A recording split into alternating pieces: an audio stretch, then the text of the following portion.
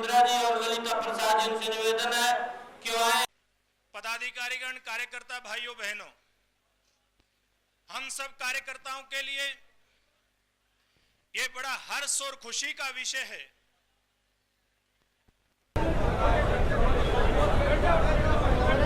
मैं हमारे मीडिया के प्रभारी मुकेश वर्मा से निवेदन करूंगा।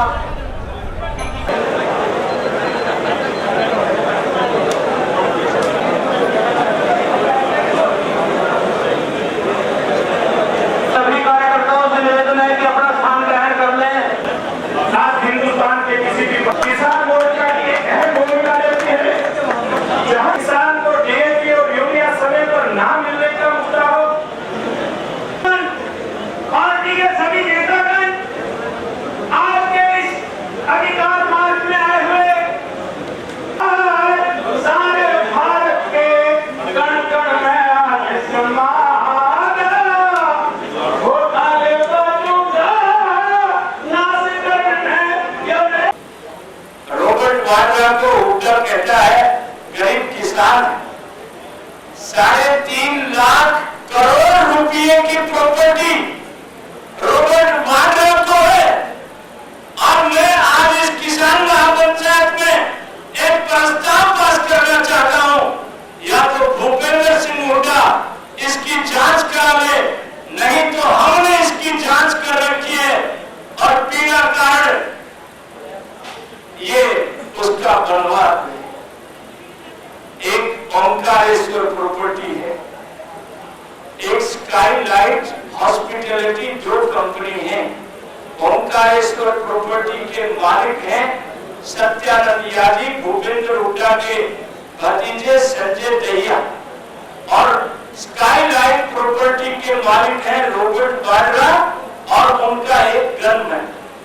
एक कागज में सिकोपुर की जमीन में 3.5 एकड़ जमीन 7.5 करोड़ रुपए में एक कंपनी ने दूसरी कंपनी को बेची। 7.5 करोड़ का चेक लगाया। बैंक कहता है हमने ये सीरीज का बैंक कभी जारी ही नहीं किया। अरे हुड्डा साहब, आपने भी कमाल कर दिया। आप तो अपराधियों को बचाने का काम कर रहे हैं, आप तो हरिजनों को गांव से उजाड़ने का काम कर रहे हैं, आप तो किसान को उजाड़ने का काम कर रहे हैं। 67,236 एकड़ जमीन पिछले 9 साल में गांव गरीब किसान की जमीन हुड्डा साहब ने अक्वायर की है, सरकारी काम के लिए नहीं की है। आपने ये सारी जमीन प्रॉपर्टी डीलर्स को दे दी है। आपने 9 साल पहले गुड़गांव के गारोली गांव की जमीन, हरसरू की जमीन, मोहम्मदपुर की जमीन, कमलाना की जमीन, 1787 एकड़ जमीन मुकेश अंबानी को दी थी, SEZ बनाने के लिए दी थी। आज 9 साल के बाद उस जमीन पर कोई एक्टिविटी नहीं हुई। वो जमीन पैनासोनिक को 5.5 करोड़ में बेचने के लिए मुकेश अंबानी ने शुरू कर दिया। आपने कैबिनेट मीटिंग का फैसला किया है कि जो SEZ नहीं बना सके वो प्रॉपर्टी डीलिंग कर सकते हैं, वो कॉलोनी काट सकते हैं। मैं आज इन किसान सरदारों की उपस्थिति में भाई ओम प्रकाश जी धनखड़ और हम लगे हुए, हम एक चेतावनी भूपेंद्र सिंह हुड्डा को देना चाहते हैं। एक लाल किताब तो होशियारपुर में है, एक लाल किताब हरियाणा बीजेपी के पास है। एक एक बात का जवाब लेंगे आने वाले दिनों में, जब आपकी कृपा से भारतीय जनता पार्टी हरियाणा जनहित कांग्रेस की सरकार बनेगी। सबसे पहले कदम चलाएंगे, ये सारी जमीन किसान को वापस करेंगे। एक बात रामविलास जी ने यहाँ पास कराई है, एक बात मैं पास कराना चाहता हूँ। ये सरकार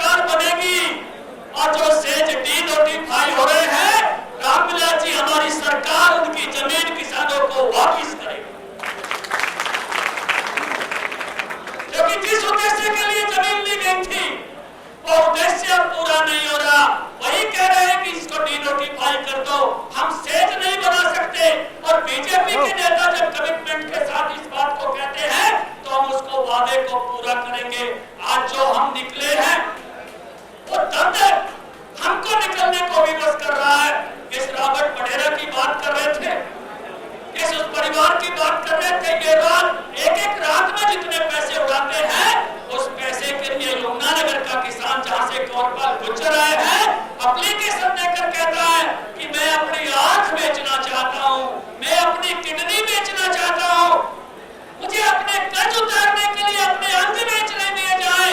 इससे फालतू शर्मनाक किसी केंद्र और हरियाणा की सरकार के लिए बात नहीं हो सकती। मित्रों, हमने बेरी में देखा है, यहाँ आए हुए हैं कार्यकर्ता जर्जर के 2 रुपए का चेक, 3 रुपए का चेक, किसान की फसल का मुआवजा दे दिया जा रहा है।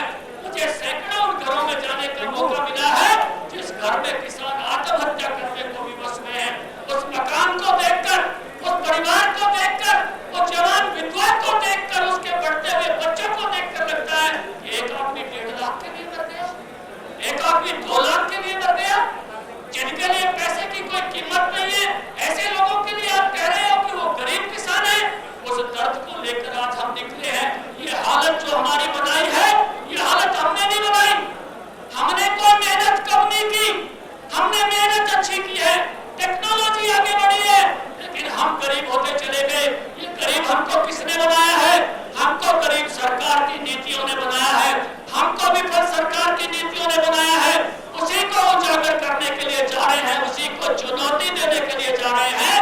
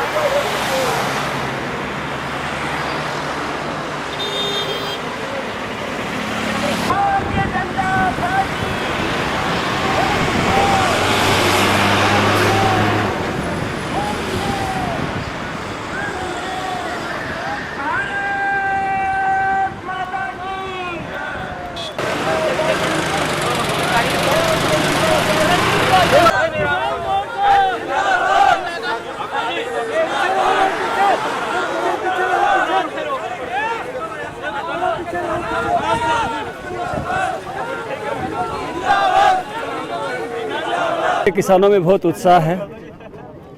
हमारे पंजाब के साथी भी शामिल हो गए हैं। हमारे हौसला अफजाई के लिए हमारे राष्ट्रीय उपाध्यक्ष भाई सुरेश चंदेल जी भी आ गए हैं। हमारे बीजेपी के नेता कंवरपाल जी और हमारे प्रदेश के महामंत्री हमारे साथ चल रहे हैं। हमारे लोकसभा के पहले सांसद रहे अम्बाला के और हमारे भावी कैंडिडेट रतनलाल कटारिया जी भी हौसला अफजाई के साथ हैं। पंजाब से हमारे जितेंद्र जी अटवाल, हमारे जो है रजनीश जी बेदी और इनकी सारी टीम, इनके महामंत्रियों समेत साढ़े हौसला अफजाई के लिए नाल है। किसानों के हौसले बुलंद हैं और किसान ये कहने आए हैं कि कांग्रेस पार्टी ने जिस तरह से फूड सिक्योरिटी बिल ला के हमारा अनाज बांट के वोट लेना चाहती है, तो इन्होंने नारा लगाया है, अनाज हमारा राज तुम्हारा, नहीं चलेगा नहीं चलेगा। किसानों ने कहा है, MNCs को संबोधित करते हुए कहा है, ए कारगिल वालों, मौन सेटो वालों, बीज तुम्हारे खेत हमारे, नहीं चलेंगे नहीं चलेंगे। अब किसान को और धोखा नहीं दिया जा सकता। किसान आयोग की रिपोर्ट अब लागू करा के रहेंगे।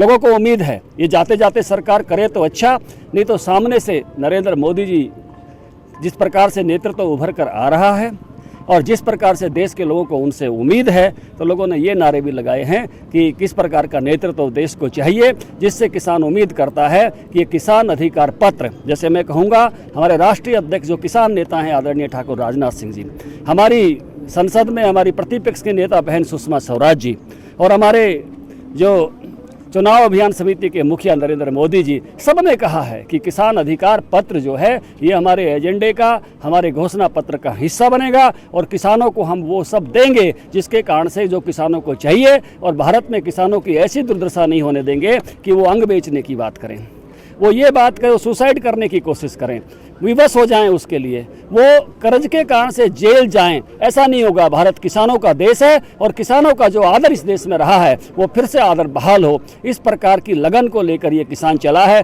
ना इसको धूप की परवाह है, ना इसको पसीने की परवाह है, ना इसको प्यास की परवाह है। आप देख रहे हो सामने से दुनिया भर के लोग एयर कंडीशन गाड़ियों में जा रहे हैं और किसान चोटी से एड़ी तक पसीना बहाते हुए सड़क पर जिंदाबाद, किसान का अधिकार चाहिए, लाचार नहीं खुददार चाहिए, अपनी बात कहते हुए आगे बढ़ रहा है। और कल फिर बढ़ेंगे जीरकपुर से फिर चंडीगढ़, और राज्यपाल महोदयों के कान तक ये आवाज़ जाए, वो मेमोरेंडम लेकर, अधिकार पत्र लेकर हम पहुँचेंगे।